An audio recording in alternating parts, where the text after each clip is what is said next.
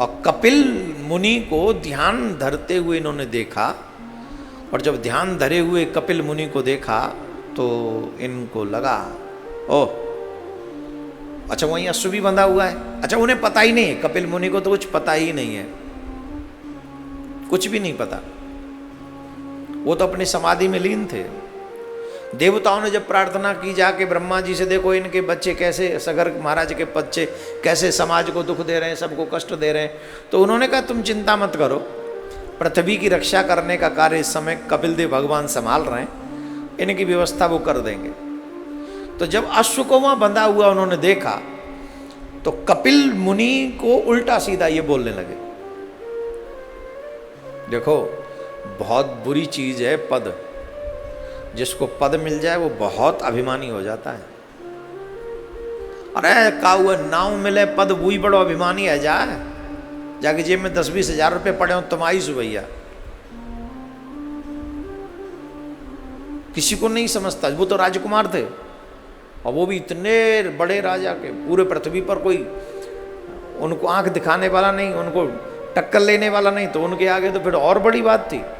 उन्होंने देखा चलो ठीक है देखते हैं तुमको, उल्टा सीधा बोलने लगे। और एक बात ध्यान से सुनना, जब व्यक्ति किसी भी कारण से संत ब्राह्मण और भक्त इन तीन का अपराध करता है तो निश्चित उसका नाश होता है। नाश होने के बाद भी वो समझ नहीं पाते कि हमारा नाश कैसे हो गया, लेकिन ब्राह्मण संत और भक्त इनका अपराध करेगा तो इसका नाश होने में कोई नहीं बचा सकता। जानबूझ के कभी भी संत ब्राह्मण भक्त का अपराध नहीं करना चाहिए। और ये मैं अब तक कितनियों बार बोल चुका हूं, मैं इसलिए बोलता हूं कि जिससे जो हमें सुनते हैं कम से कम वो इस अपराध से बच जाए, अपना विनाश करने से बच जाए। हो सकता है आज तुम्हें ये अनुभव ना हो, लेकिन इतिहास उठा के देख लो, विनाश बड़े बड़ों का सिर्फ इसी कारण से हो गया। बहुत बड़े बड़े लोगों का विनाश हो गया इसी वजह। विभीषण को लात मार के रावण नष्ट हो गया, भक्ति तो थे विभीषण, अब कोई दूसरी जाति के थोड़ी थे, वो भी भाई थे, लेकिन भक्त थे, अपराध किया नष्ट हो गया रावण। हनुमान जी भक्त थे, उनका अपमान किया तो नष्ट हो गया रावण। प्रहलाद का अपमान करके, बेटे का अपमान करके, क्योंकि बेटा भक्त था, बाप नष्ट हो गया, नाश हो गया। इन सब कथाओं को रोज सुनने के बाद भी अगर तुमको ज्ञान न मिले या तुम समझना न चाहो तो समझना विनाश काले विपरीत बुद्धि। रोज कथा सुनते हो, हर दिन कुछ न कुछ कानों में पड़ता है, इसके बावजूद भी अपनी में रहते हो, उसके बाद भी तुम वही अपराध करते हो, तो फिर तो एक ही ऑप्शन है कि विनाश काले विपरीत बुद्धि, जाको प्रभु दारुण दुख देई ताकि मति पहले हर ले। जिसको प्रभु विपत्ति देना चाहते हैं उसकी बुद्धि का नाश भगवान पहले कर देते हैं। तो इनकी बुद्धि का नाश हो गया, उल्टा सीधा कपिल मुनि को कहने लगे। और जैसे उल्टा सीधा कपिल मुनि को कहा तो कपिल मुनि ने नेत्र खोले। जैसे नेत्र खुले, उनके नेत्रों के क्रोध की ज्वाला से 60 के 60 हजार जल के स्वाहा। वहीं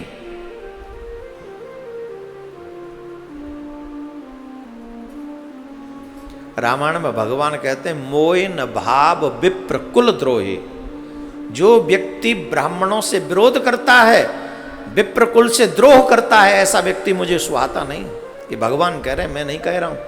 अगर विप्र न हो तो तुम्हारे घरों में पूजा कौन करे, अगर विप्र ना हो तो कर्म कांड कौन करे, अगर विप्र ना हो तो तुम्हें सद्मार्ग का दर्शन कौन कराए, अगर विप्र ना हो तो तुम्हारे पितरों का तर्पण कौन करे, तुम्हारे अगर विप्र ना हो तो अंतिम संस्कार कौन कराए, बच्चों का विवाह कौन कराए, तुम्हारे बच्चों को अच्छे संस्कार कौन दे। विप्र का मतलब एक अकेले से जाति नहीं है, विप्र का मतलब है सामूहिक सनातन धर्म को इकट्ठा करने की जिम्मेदारी विप्र ब्राह्मण की होती है, भक्त की और संत की होती है। तो तुम जब एक संत और एक भक्त और एक विप्र का, ब्राह्मण का अपमान करते हो तो उसका अपमान नहीं होता, पूरी संस्कृति का अपमान होता है।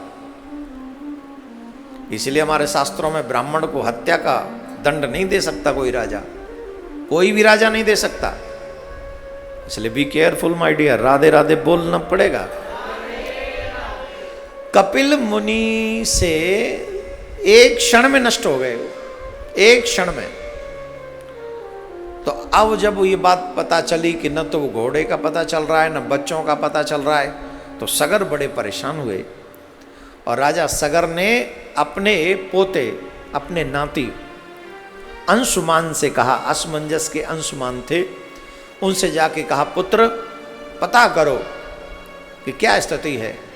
तो अंशुमान बड़े धार्मिक प्रवृत्ति के व्यक्ति थे, बहुत अच्छे थे, बहुत अच्छे।